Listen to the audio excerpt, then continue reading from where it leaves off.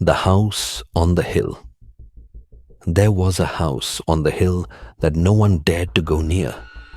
It was old and broken, with windows that looked like empty eyes and a door that hung open like a mouth ready to swallow you whole. People in the village said the house was haunted.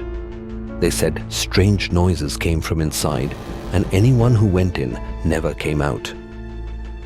One rainy evening, a boy named Jack and his sister Emma decided to explore the house.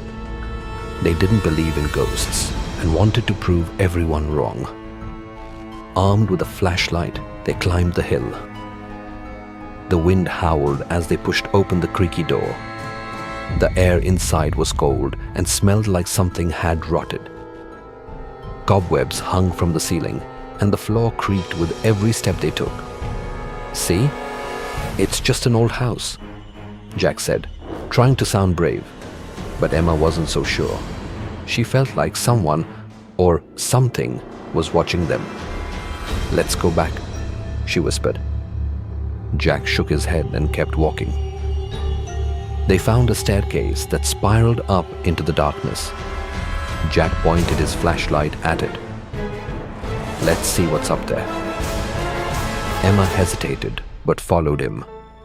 The stairs groaned under their feet as they climbed higher and higher. When they reached the top, they found a long hallway with doors on both sides. One of the doors was slightly open, and a soft sound was coming from inside. It sounded like whispering. "Who's there?" Jack called. The whispering stopped. Jack stepped closer to the door and pushed it open. Inside, the room was empty except for an old rocking chair. It creaked back and forth on its own even though there was no wind.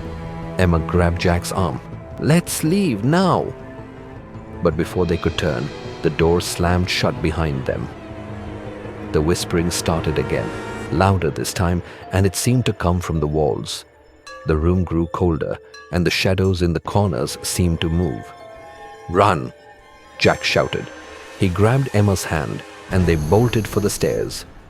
But as they ran, the house seemed to come alive. The walls groaned, and the floor shifted under their feet.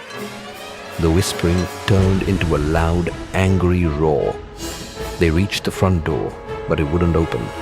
No matter how hard they pulled, it stayed shut.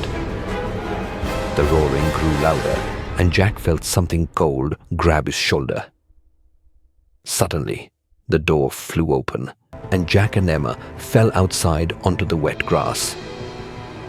The roaring stopped, and the house was silent again. They scrambled to their feet and ran down the hill, not stopping until they were back in the village. When they turned to look at the house, they saw a shadowy figure standing in the window, watching them. Jack and Emma never went near the house again. And every time they passed it, they could still hear the whispers.